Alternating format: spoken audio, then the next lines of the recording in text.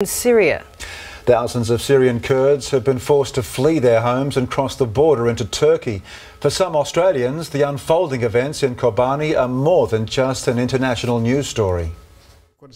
At a community radio station in Western Sydney, Mostafa Khalil hosts a weekly Kurdish news program. In recent months, many of the stories he's presented have been from Kobanî. I never thought one day will come, Kobanî will be a world news headline. Mostafa Khalil has lived in Australia for more than 30 years, but Kobanî is his ancestral home. For generations, his family has toiled the land, growing pistachios and olives. Mostafa never imagined his relatives, as well as thousands of other Kurds from Kobanî, would become refugees. My sisters, my brothers, my uncles, my aunties, my 86-year-old mother, they will leave their home.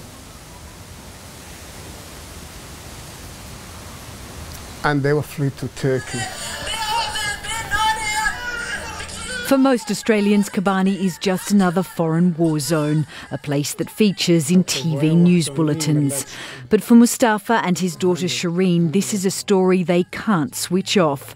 Shîrîn is particularly concerned about her grandmother. The 86-year-old had to be carried on the backs of relatives on the 5-kilometre walk across the border into Turkey. Just absolutely destroys my soul, and the last thing that she said to me was, "Shîrîn, I want to see you before I die."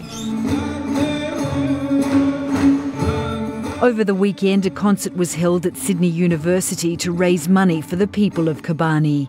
In the audience, some who have links to the city, others who don't. It's so heartbreaking to see them lose their land now. Whilst there is some international aid in terms of airstrikes, I feel that we should be doing much more for these people. All of your relatives here, that we can see here, they're now all in Turkey.